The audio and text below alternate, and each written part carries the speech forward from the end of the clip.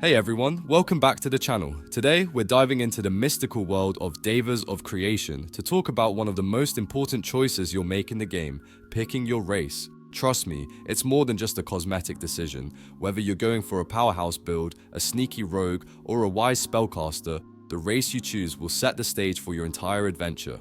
So grab your potions and sharpen your swords, because we're about to rank all the races in our definitive tier list.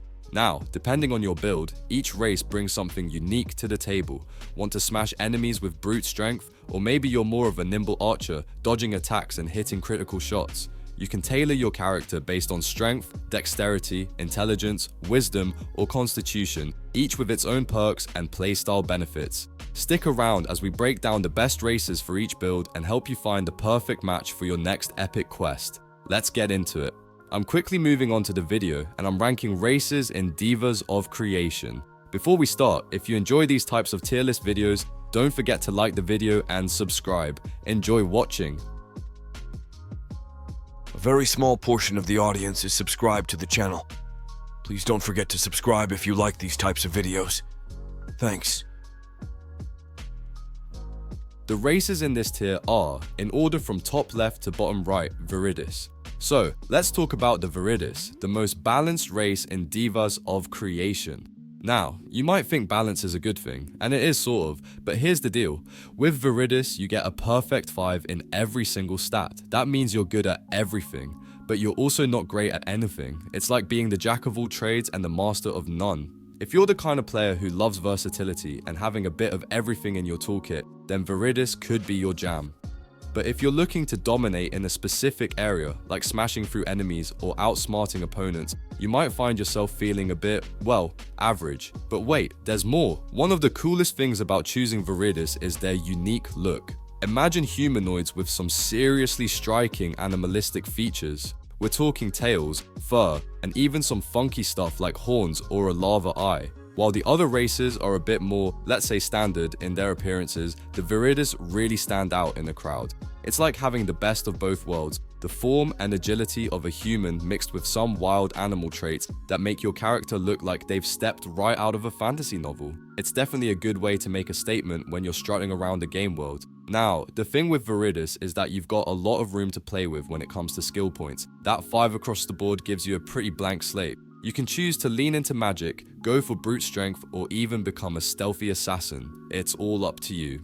Just remember, you'll need to be strategic about where you allocate those extra points, because while you're not starting with any glaring weaknesses, you also don't have a natural edge.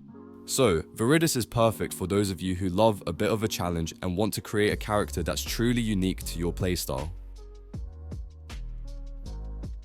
The races in this tier are, in order from top left to bottom right, Elriel.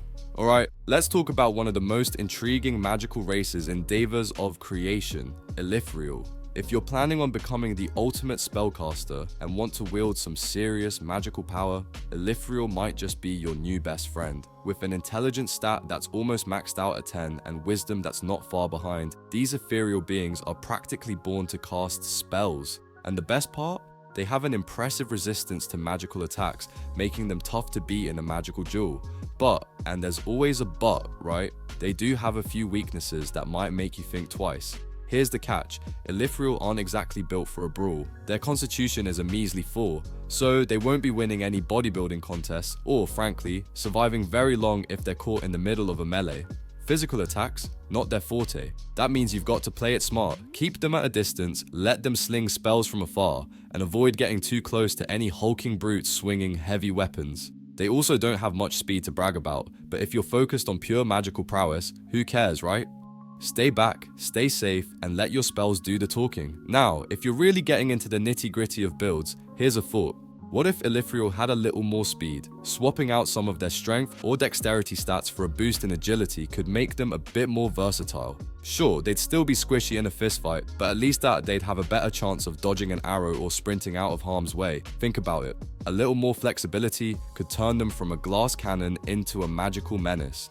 So, if you're all about the spellcasting life but don't mind a little weakness here and there, Elriel might just be your perfect pick. The races in this tier are, in order from top left to bottom right, Umbrilith. Alright, let's dive into one of my favorite races in Devas of Creation, the Umbrilith. If you're all about being quick, nimble, and delivering those deadly, precise hits, then the Umbrilith is absolutely your go-to choice. This race is like the sleek assassin of the Devas universe. Starting off with a solid 10 in dexterity, they already have an edge over many other races. But what's really great about them is how their other stats aren't too shabby either. You know how in games like Baldur's Gate 3, you usually trade strength for dexterity? Well, with Umbrilith, you get the best of both worlds, a decent amount of strength, and you're still zipping around like a shadow in the night. Now don't get me wrong, they're not exactly wizards in the making. Their magical abilities are, well, let's just say they're better left to other races if you want to dabble in spells. But here's where they shine: crit damage and speed. And oh boy, do they shine bright. Think about those moments when you're dodging attacks like a pro, then sliding in with a critical hit that just makes your enemy's health bars vanish. That's Umbrilith in a nutshell. They're all about finesse over force, and that makes them an exciting choice if you want to play as someone who strikes fast, strikes hard, and is out of reach before the enemy even knows what hit them. And what's even cooler is how they match up against other races like the Sirus. While Sirus are all about that raw power and tanky health, the Umbrilith comes in as their perfect counter.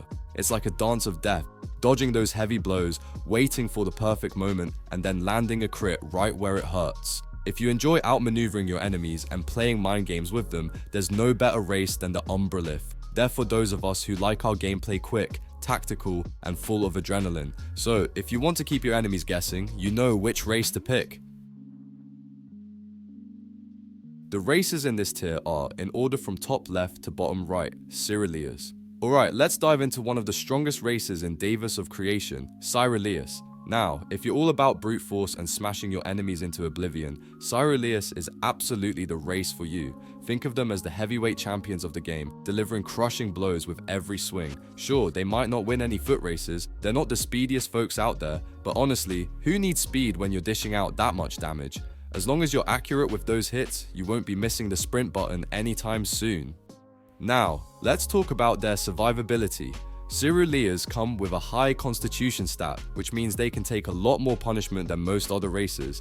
Picture yourself as this immovable wall, taking hit after hit, but just refusing to go down. That's Sirus in a nutshell. This extra durability really plays into their whole tank persona. You're going to be sticking around in those fights for a long time, making every single hit count. The slower movement speed, it's barely a problem when you're just outlasting everyone around you. And okay, here's the thing, if you're hoping for some flashy magic tricks, Sirus might not be your go-to. Their magic stats aren't exactly setting the world on fire, but let's be real, you're not here to dazzle enemies with spells, you're here to break bones and take names. So, if you're ready to embrace your inner juggernaut and face your foes head-on with pure, unbridled strength, Sirus will feel like coming home. Strap on that armor, raise that sword, and let's get smashing. The video ends here. See you in another video. Don't forget to subscribe.